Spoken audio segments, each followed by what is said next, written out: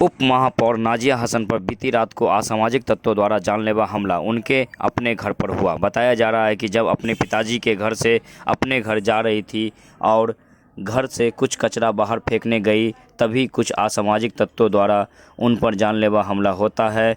उन्हीं के शॉल से उनका गला घोंटने की कोशिश की जाती है। किसी भी तरह से बचकर निकलती है और चिल्लाती है तो वहाँ के स्थानीय लोगों के द्वारा शोरगुल होने पर वह अपराधी वहाँ से भाग निकलते हैं।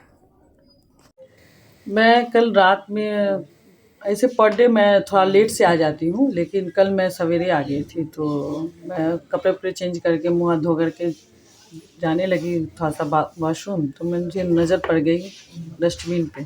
कल कचरे वाले नहीं आए थे, तो मैं वो डस्टबिन उठा करके बाहर में गेट खोल करके चली गई फेंकने के लिए। वहाँ पर मैंने 2 बच्चों को देखा, कुछ ले रहे थे, यानी सूंघने का एहसास, धुआं।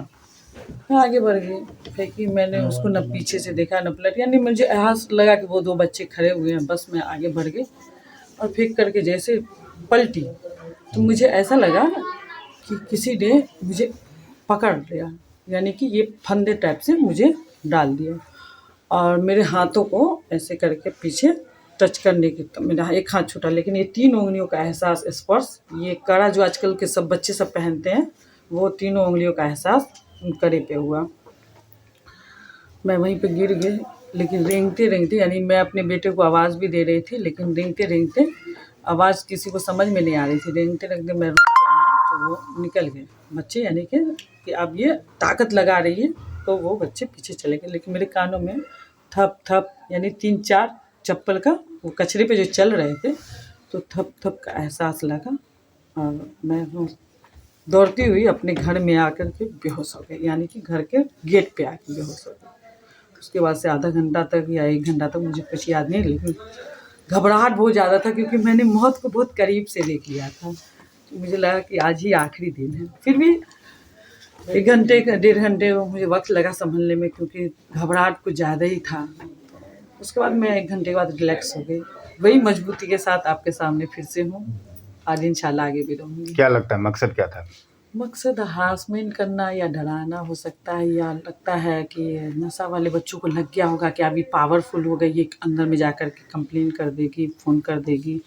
हो सकता है, क्योंकि मैं यहाँ पे आए दिनों बच्चों को समझाती रहती थी, कल भी, आज भी, आने वाले दिनों में भी, क्योंकि यहाँ पर समाज के बच्चे हैं, दरभंगा के बच्चे हैं, तो मेरे ही बच्चे हैं, तो मैं उनको हमेशा कुछ न कुछ गाइडलाइन देती रहती थी।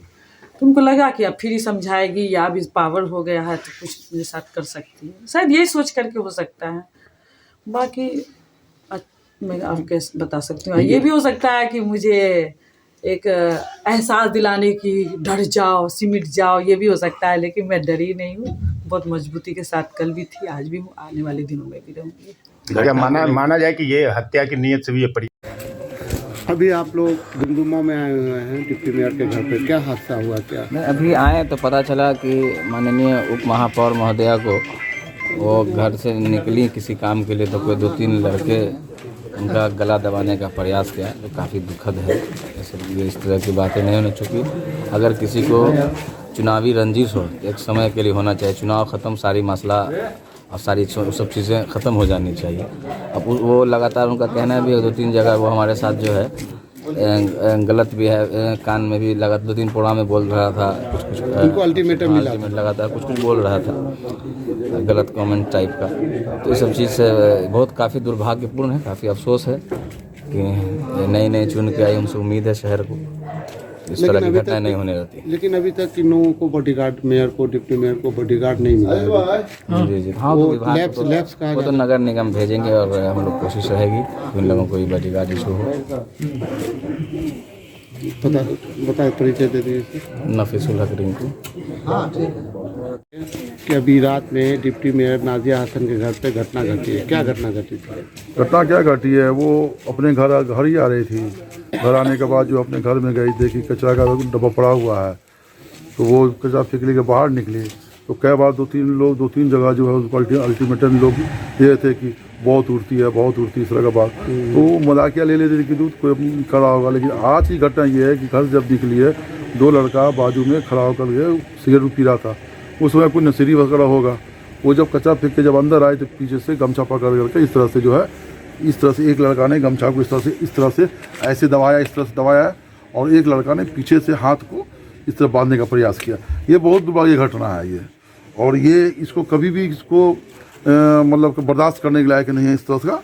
और प्रशासन है, अभी प्रशासन को खबर किया जी, प्रशासन बड़ा से बात हुई थी, बड़ा ने हमको आश्वासन दिया है कि हर पहलू पे जांच की जाएगी और दोषियों को छोड़ा नहीं जाएगा। इस तरह का आश्वासन हमें प्रशासन से मिली है और उम्मीद करते हैं कि प्रशासन अपनी बात पर खरे उतरेंगे। क्या आपको लग रहा है कि डिप्टी मेयर के जान को खतरा है? हाँ, निश्चित रूप से हमको लग रहा है कि मतलब कि डिप्टी मेयर की जान को खतरा है 100%, और इसमें कहीं कोई गुंजाइश नहीं है। उनकी सुरक्षा के लिए प्रशासन से? हाँ, उनकी सुरक्षा के लिए हम नगर निगम से कि हम उनको बताएंगे और उनको सुरक्षा देने के संबंध में बात करेंगे।